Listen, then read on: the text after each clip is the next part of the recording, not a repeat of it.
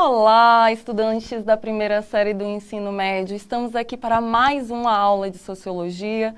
Como vocês sabem, eu sou a professora Jennifer e estarei aqui ao lado da Fabiana para discutirmos alguns assuntos de revisão. Não é isso, Fabi? Exato, né? Então a gente vai dar aí, vamos dizer, uma pausa na continuidade para dar aí um retrospect, flashback, né, no que vocês viram aí. Vamos dar ali uma forcinha em pós-verdade, que a gente achou que a gente precisava trabalhar um pouquinho mais isso, né? Exatamente. Nós falamos sobre comunicação e uma das habilidades, né, que nós trabalhamos aqui sobre fake news, sobre pós-verdade. E hoje, como é uma aula de revisão, porque em muitos lugares hoje é feriado, nosso feriado foi adiantado, por isso que estamos aqui tendo aula, né, de Sociologia, mas nós não vamos perder essa oportunidade e vamos rever aí alguns conteúdos fundamentais sobre pós-verdade. Exato. Então, né, para começar a aula, de qualquer maneira, a habilidade, ela tá no PPT para os professores. Então, só para a gente entender, a gente vai retomar hoje, principalmente, o objeto de conhecimento, de ter diferentes formas de manipulação da informação, né, imparcial, tendenciosa, ideológica, mas hoje com um foco ali em pós-verdade, porque a gente é chique. Somos muito chiques. Mas o que é pós-verdade? Né? Então, pra gente começar a trabalhar esse conceito da pós-verdade, aquela pergunta marota de começo de aula, né? Que você já defendeu ou justificou algo que você sabia que estava errado ou te fazia mal porque você gostava de fazer? Então, sei lá, a gente sabe que comer muito açúcar é problemático, mas você falava assim, mas... Ai, Jennifer, pelo amor de Deus, viver sem açúcar, não é tudo isso, isso aí é... E aquela corrente no WhatsApp que você diz assim, a chance de ser verdadeiro é mínima, mas eu vou passar mesmo assim, porque quem me passou, quem compartilhou comigo é alguém confiável. Exato, né? Então, muitas vezes a gente é a favor de alguma coisa, ou passou pano pra alguém que não era pra ter passado, porque tipo, mano, é meu amigo, sabe, ele errou, tal. Então, um minutinho pra vocês, né, refletirem sobre isso, a gente já volta.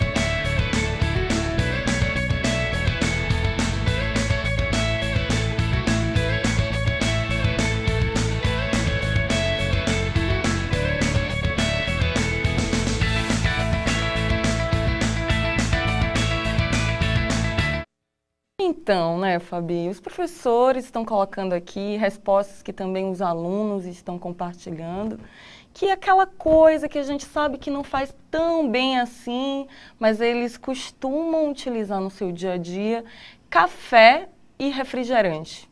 É um café é cruel. Café e refrigerante é... Mas isso aí é um hábito do nosso cotidiano, né? Nós sabemos que não faz tão bem assim, possuem efeitos colaterais, mas nós investimos porque traz algum prazer. E mesmo assim, né? Aquela ideia de que também não posso tomar nunca, né? É aquela questão da parcimônia. Mas tem uma coisa que o professor colocou aqui, o professor José, que ele é aos amigos tudo e aos inimigos a lei. A gente tem muitas vezes essa questão de que quando alguém que a gente não gosta comete um erro, ele é a pior pessoa da humanidade. Mas quando o seu amigo, seu parente, alguém que é próximo comete o mesmo erro, a gente dá aquela passadinha de pano de leve, né? Justamente por causa disso. Então é muito importante a gente entender que a pós-verdade, o maior problema dela, ao contrário das fake news, vamos dizer assim, mais basiquinhas, é o fato que ela apela para o lado sentimental e ela apela para um lado nosso que não é racional, né? Então, muitas vezes, a gente deixa fatos de lado porque justamente aquilo apela para o nosso emocional. Exatamente. E nós temos construído aqui, junto com os nossos estudantes, que uma coisa é uma construção, uma ideia compartilhada pela cultura. E a cultura é fundamental, é pela socialização que os indivíduos são ensinados a como fazer parte de uma sociedade, de uma família, de uma escola, de uma comunidade. Até aí, nós já entendemos, né? Nós somos indivíduos, vivemos em sociedade, compartilhamos uma cultura. Quando nós vamos para a escola, né, nós começamos a desenvolver, para além de um conhecimento baseado na nossa cultura, nós entendemos uma metodologia, um processo de verificação dos fatos. Então, o fato não é mais uma questão de opinião, né? Não é eu acredito, é isso porque é assim sempre. Não, nós utilizamos a ciência para a verificação daquilo que pode ser comum, né, a partir de uma pesquisa. Então, o que isso significa? A verdade não é individual, né? Ela é um processo de construção que é parte de uma metodologia que pode ser verificada por outras pessoas. Tem uma frase que eu adoro, que ela é meio grosseira, mas eu adoro ela, que é: a ciência não tá nem aí para a sua opinião, né? Que a gente, muitas vezes, nessa questão do negacionismo e tal, vem essa ideia. E é real, tipo, a vida, os fatos, eles não estão aí ligando se você gosta deles, se você não gosta deles, se você acha que eles deveriam estar ali ou não. As coisas acontecem, né? Então, por exemplo, Covid, não queria. Não tava nos meus planos. Tá nos seus planos? Não. Não tava nos meus planos, não gostei. Já tá chatão esse negócio Não aí. existe. Vou decretar que... Tudo que não existe, porque eu quero sair na rua e eu não quero acreditar que isso pode causar mal, então eu vou falar, gente, pega só em gente que não se cuida, imagina. Só peguem quem acredita. Só peguem quem acredita. E esse pessoal que fica fazendo zona. Eu fiz uma reuniãozinha em casa com 30 pessoas, mas é os mais chegados, é a minha família. O problema é quem vai para bar com pessoas desconhecidas, né? Então. Porque a gente não pega, né, o Covid de pessoas que a gente conhece, é só de desconhecidos. Sim. Então, a questão da gente entender o problema, né, que traz essa questão da pós-verdade é que hoje muitas das fake news, elas estão atreladas a esse conceito, porque elas te convencem pelo ideológico, né? E quando a gente fala sobre a ideologia, é isso. Por exemplo, a gente tem, sei lá, uma ideologia política ou uma ideologia religiosa e alguém se aproveita desse discurso para legitimar o que ele está falando. Sabe aquela história? Se você é sei lá... tem fé, e aí eu tô falando fé em qualquer coisa, mas assim, se você tem fé, você vai comer 3 grãozinhos de, sei lá, feijão todos os dias de manhã. E aí você olha e fala assim, mas eu sou uma pessoa de fé. Sim. E se aquele moço tá falando, é porque ele sabe o que ele tá falando. E aí ele apega pra um lado seu que é emocional, e você acredita, né? Só que isso, normalmente, não é tão simples como comer 3 feijões. Normalmente, isso gera aí as polaridades que a gente vive, né? E tem o embasamento e a reflexão sobre isso, né? Nós podemos verificar, olha, tem um livro chamado A Era da Pós-Verdade, da professora Lúcia Santaella. Então, ela é uma grande semioticista e ela se deparou com essa questão da pós-verdade e ela se perguntou, então, esse termo, né, ele foi escolhido como a principal palavra do dicionário de Oxford, em 2016. E por que isso? Porque estava na boca do povo. Todo mundo estava falando em pós-verdade, mas o que é? Ela discute assim, olha, a pós-verdade não é aquilo que existe depois da verdade. Não é como o pós-guerra, depois da Segunda Guerra. A pós-verdade é quando se relativiza a verdade. Quando a verdade pouco importa, né? E aí a gente pode desconstruir e dizer assim, olha, não existe uma verdade única. A ciência, ela demonstra, né, que para se considerar uma pesquisa científica, né, aquilo que está sendo afirmado, ela precisa ser falseada. Né? Na verdade, ela precisa ser de fato questionada e verificada por diferentes pesquisadores, com diferentes metodologias, para se chegar parcialmente à construção de um conhecimento que pode ser verificado ou não. Então, nós não estamos aqui dizendo que existe uma verdade única. Pelo contrário, nós estamos dizendo que aquilo que é descoberto pela ciência passa sempre por uma verificação para ser atualizado. E tem aquela questão, né, de que, por exemplo, eu tô aqui no centro, a gente tá aqui no centro de mídias, a galera que trabalha com a gente é do audiovisual, né? Aí eu posso chegar e falar assim, a maioria das pessoas do audiovisual tem cabelo escuro. mas eu tô vendo um recorte, eu tô dentro de uma realidade, né? Então não é uma coisa que eu fui pesquisar, que eu fui ver se isso acontece, se isso se replica em outros ambientes. Então é muito complicado porque ou a gente vai pelo que a gente vê no dia a dia, e nem sempre o que a gente vê no dia a dia é a realidade geral, às vezes você tá falando da sua convivência e tudo mais. E, né, tem o fato de que é muito complicado a gente lidar com coisas que mexem com crenças que são nossas. E né, você- com o particular, com aquele... Que é o que a gente volta naquela questão das paixões, né? E você tocou num assunto, Fabi, que é fundamental, que é o seguinte: nós construímos, né, a forma em que nós entendemos, que nós pensamos o mundo através de diferentes grupos, né? Esses grupos, eles são muito importantes para nós, e esses grupos, né, que nós já falamos aqui também, a nossa família, o grupo de amigos da escola, o grupo de amigos do trabalho, o grupo da vizinhança, o grupo da igreja, todos esses grupos, é com eles que nós dialogamos o nosso olhar para o mundo, é com eles que nós aprendemos, que nós compartilhamos as nossas emoções. E lembra da Lúcia Santaella, essa pesquisadora, né, que fez uma longa pesquisa sobre pós-verdade, o início, né, das discussões? Ela vai dizer que a pós-verdade, ela encontra um terreno fértil com as bolhas ideológicas. E o que significa isso? Significa que nós não estamos tendo uma educação para um olhar crítico, nós não temos uma educação para a compreensão da ciência, e hoje, no mundo dos meios de comunicação digitais, das redes sociais, o que importa não é se algo pode ser ou não verificado como verdadeiro, mas se eu estou falando a mesma língua do grupo, da bolha que eu faço parte. Mas as consequências disso é muito grave. São, né? E eu queria fazer um apontamento, e eu quero que você me corrija se eu tiver... Que é polêmicas. Eu gosto de polêmicas, Né? Que eu acho que isso, quando a gente fala em sociologia, tem um discurso, né, que valida isso, não na sociologia, mas entra naquela questão daquela faca de dois legumes. Não é faca de dois gumes, é faca de dois legumes. Né? Que é justamente o fato de que, sim, a gente tem que, sim, respeitar as noções ideológicas das pessoas, a gente tem que, sim, respeitar a cultura das outras pessoas, o modo de vida delas, a crença, enfim. Tudo isso deve ser respeitado. Mas o outro lado, né, o outro legume, né, o outro legume é que a gente também não pode ficar cego por essas crenças, né? Tudo bem você ter uma crença, mas a partir do momento em que você, muitas vezes, eles usam essas crenças, essa manipulação ideológica para te levar a um caminho, aí começa a ficar complicado. Então, é realmente É aquele jogo de cintura entre respeitar a crença dos outros e ter a sua própria crença, mas também não se deixar ser cegado por ela, né? A ponto de achar que tudo que você acredita, ou tudo que você gosta, ou que você faz, é o correto. E o que nós temos discutido aqui, frequentemente?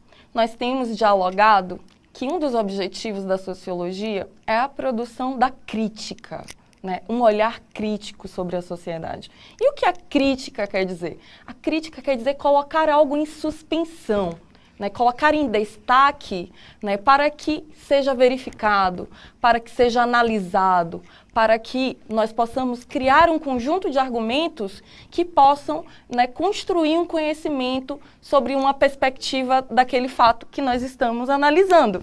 Né? Então, nós fazemos isso quando discutimos o que é violência, aí tem o mapa da violência, que produz dados, a estatística. Nós temos o IBGE, nós temos uma aula aí, dados, né, para falarmos sobre os dados. Então, quando nós estamos construindo uma afirmação sobre algo, mesmo no pensamento científico, nós precisamos construir um conjunto de índices, né, de pesquisas, e, fundamentalmente, tudo isso parte de uma pergunta. Como nós não aprendemos a questionar aquilo que nós escutamos do outro, a verdade ou não passa a ser uma perspectiva individual ou de um determinado grupo. Mas como nós estamos desenvolvendo aqui uma reflexão, isso tem repercussões, levam pessoas à morte, levam pessoas a uma situação de desinformação, leva a uma construção de uma sociedade baseada no sensacionalismo. E a partir dessas estruturas tão frágeis, nada pode ser construído. Então, nós precisamos ter um parâmetro de construção crítico, reflexivo, questionador, para encontrarmos uma base para o diálogo e para o desenvolvimento da vida em sociedade. Eu acho que, antes da gente ir para o slide, uma coisa que eu gostaria de colocar é que, assim, eu e a Jennifer somos sociólogas, o Thiago também, caguetei. Eu, a Jennifer e o Thiago somos sociólogos. Só que cada um de nós tem, vamos dizer assim, a sua linha de pensamento, tem o lado que cada um pende mais, né? Tipo, e eu falo até em questão de conteúdo, por exemplo, eu gosto mais de antropologia, a Jennifer gosta mais da questão política, movimentos sociais e tudo mais. Então, a gente tem essas diferenças. Eu não posso chegar e falar para você que para você ser um ótimo sociólogo, né? Porque como se eu fosse alguma coisa, mas assim, posso chegar para você e falar, você vai ser um ótimo sociólogo se você for o rei da antropologia. Aí a Jennifer chega e fala assim, você só vai ser um ótimo sociólogo se você gostar de política, né? Se você, seu assunto favorito for política e movimentos sociais, vamos dizer. E aí a gente entra naquela questão de que para alguém que está do outro lado, né, ainda nessa paixão, tipo, estou fazendo sociologia, me encontrei na vida, que tá naquele momento, né, de paixões, de emoção, ela vai falar assim, meu Deus do céu, eu vou ter que ser a rainha da antropologia, da política, né? E da sociologia. Da sociologia, de tudo, porque a Jennifer, a socióloga, ela falou pra mim. Uhum. Só que, às vezes, é aquela questão, é o assunto que ela mais gosta, é o assunto que eu mais gosto, não necessariamente o assunto que você mais gosta. Mas se a gente atrelar o você só vai ser um bom sociólogo se... que é aí onde cai a questão da pós-verdade. Porque ela mexe com aquele negócio. Se você é uma pessoa de bem, se você é uma pessoa boa, você tem que concordar que isso é errado. Sim. Não, e veja, concordar. Essa manipulação da forma que se introduz um assunto. Se você é uma pessoa boa, se você é uma pessoa de bem, logo... você vai acreditar no que eu estou dizendo. Ela induz você a aceitar uma informação pela primeira sentença que você concorda, né? Então, os professores aqui, né, os nossos colegas professores estão endossando, estão construindo aqui, amplificando essa reflexão da gente, dizendo, a professora Maria está dizendo, ó, questionar sempre e verificar antes de acreditar. Esse é um passo fundamental.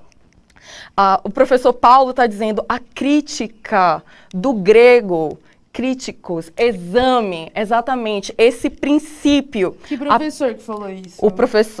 O professor aqui, professor Paulo. Professor Paulo, a gente só aceita se você fizer que vem do grego com a voz do Cortella. Se não for com a voz do Cortella, não... Tá valendo, tá valendo. E aí ele está dizendo, os professores estão colocando aqui, né, a ideia do estranhamento, que é a base curricular, né, dos princípios da sociologia, da filosofia e da própria ciência, né? Então, o estranhamento, a desnaturalização, o questionamento são as posturas fundamentais para nós desmistificarmos e para construirmos um conhecimento válido. E o conhecimento válido não é o conhecimento universal.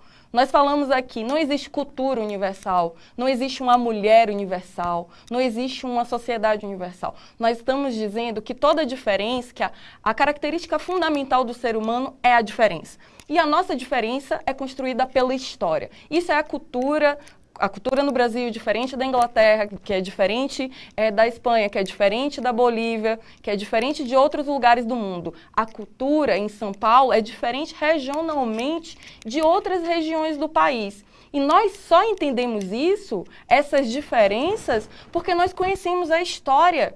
Nós estamos nos deparando com os fatos. Então, se alguém chegar para você e falar o seguinte, no Brasil as pessoas andam de cipó e os animais ficam soltos como se fosse uma selva. Isso é uma fake news. E quem acredita está aí produzindo bases relacionadas à ideia de pós-verdade. É a sua crença e não o desenvolvimento de um pensamento crítico. É meio que aquela ideia de que todo indígena é selvagem, né? Que, não, se você só é indígena se você vive com uma tanga, num cocar, né? E você tem que viver numa tribo sem energia elétrica, sem nada. Porque é isso que te caracteriza como índio. Né? Se você botou uma bermuda, meu Deus, não é mais indígena. Você não é mais indígena porque, olha, bermuda... Então, né? não faz Te faz parte... menos indígena você usar uma bermuda. E nós construímos isso há 2 aulas atrás, quando nós falamos sobre minorias sociais, que é um ponto que nós vamos retomar aqui, mas quando falamos sobre minorias e falamos a minoria social, não é a menor parte, né? Mas são os grupos que dentro da sociedade não têm uma representatividade no acesso aos direitos. Né? E não tem, e lutam o tempo inteiro pelo reconhecimento da sua identidade, pelo reconhecimento do seu direito à vida. E falamos sobre os indígenas, que eles são porta-vozes da sua história e que os outros não indígenas produzem uma pós-verdade, uma fake news ao longo da história para deslegitimar as transformações que acontecem em todas as sociedades. Então, se uma etnia indígena, se uma comunidade indígena, um indivíduo usa um celular ou uma bermuda, isso quer dizer que eles estão interagindo com a contemporaneidade. E que isso não significa que ele vai deixar de ser indígena. Mas essas construções, um outro ponto importantíssimo é a pós-verdade, a fake news, possuem interesses. Elas não são construídas do nada. Né? É uma disputa de narrativa. E essas disputas de narrativa têm viés político. O que isso quer dizer? Quando um grupo deslegitima um indígena porque está usando o celular ou uma bermuda, o interesse é deslegitimar a sua existência e as suas demandas políticas, demarcações de terras, reivindicações pelo seu direito de existir em sua cultura, né? Então, tem uma série de fatores que compreender a fake news, a pós-verdade, nos ajuda a entender por que essas estratégias de manipulação da informação tão presentes nos dias de hoje, elas são muito presentes no ambiente da política. Então, vamos passar pelos slides, para não dizer que não usamos slides, mas vai aparecer aí na tela, né? Então, a Era da Pós-Verdade, ela é um momento da história onde os fatos são mais desvalorizados e as paixões e crenças ganham força. Então, assim, o fato não tem tanta relevância quanto a sua opinião sobre aquele fato. E aí, se você adicionar isso a, por exemplo, firehosing, né, que é a propagação de informação em massa, como, por exemplo, mensagem de WhatsApp, você tem isso ainda mais claro, porque a pessoa, além dela estar movida pelas paixões, ela é sempre bombardeada com essas informações. Porque a pós-verdade sempre existiu, vamos colocar assim, né? A gente tem os nossos momentos de pós-verdade na vida, né? O problema é o grau que ela pega e principalmente quando ela começa a ser disseminada para gerar o que a gente chama de polarização hoje. Ah, não, se você gosta do fulano, eu não gosto de você porque a gente tem que ser inimiga mortal e a gente não pode se falar, né? Então, esse é um tipo de polarização. E aí vai aparecer aí na tela que é isso que a Jennifer falou. A pós-verdade, ela é uma técnica de manipulação de informação, né? Que tem as falácias lógicas, que é, por exemplo, você falar assim, mas negros, né? Eles escravizavam pessoas, né? E aí você tem, na verdade, você distorce a informação para diminuir a dor daquelas pessoas que foram escravizadas, né? E aí a gente vai ter ideológicas, religiosas, econômicas, políticas, na moda, manipulação da moda a gente pode ver com o fato de você ir numa loja e só ter tamanhos pequenos, né? Ninguém tá te falando que você é gordo, mas na hora que você chega na loja e não tem pro seu tamanho, tá implícito, né? Então, são esses tipos de manipulação que a gente tem. Ou aquela ideia que você só é legal se você tiver o celular X, Então, elas podem ser econômicas também, né? De te levar ali a crença de comprar, entre outras coisas. E aí, a gente tem que entender, né? Vai aparecer aí, que a ideia da fake news, né? Ela vai ser um acréscimo à pós-verdade. Porque, assim, é o que a gente falou, tem a pós-verdade do dia a dia, que é tipo, o fulano tá errado, mas ela, como é minha amiga, tá menos errada porque tem ali a questão das paixões. Mas quando a gente traz isso para uma questão de notícia, de informação, de fake news, isso toma uma proporção muito absurda, né? E é aí que a gente quer mostrar para vocês, né, retomando as minorias, esse exemplo. Quando a gente fala de minorias sociais, a gente não está falando de minoria numérica, a gente está falando de minoria de representação. Mas toda vez que alguém fala assim, por causa que essas minorias, na nossa cabeça fica aquela questão, realmente, se é meia dúzia de pessoas, como elas vão dar uma opinião sobre a nossa vida? Eles estão em menor número, né? A maioria vence, não é assim uma democracia? Só que, na verdade, é uma maneira de manipular a ideia de você achar que essas pessoas estão em menor grupo. Mas não. São então, muitas vezes maiorias numéricas. Exato, então por isso que é a pós-verdade, porque a informação é que elas são minorias de representação, mas o que chega na gente é que eles são minorias numéricas. Então, uma minoria numérica não tem poder sobre uma maioria. Numa democracia, vamos dizer assim. Então, essa aula é mais pra gente revisar uns assuntos. Revisar sobre isso e ficar com isso na cabeça, porque, nas próximas aulas a gente trabalhar cultura, produção em massa, e eu quero que vocês façam essas conexões. Relações sobre o olhar crítico, sobre diferentes maneiras de construir nossa relação, né, com a sociedade, mas sempre, né, com olhar crítico e respeitoso sobre as diferenças. Nós agradecemos profundamente, né, avalie a nossa aula. QR Code aí para vocês e até a próxima. Até a próxima, gente.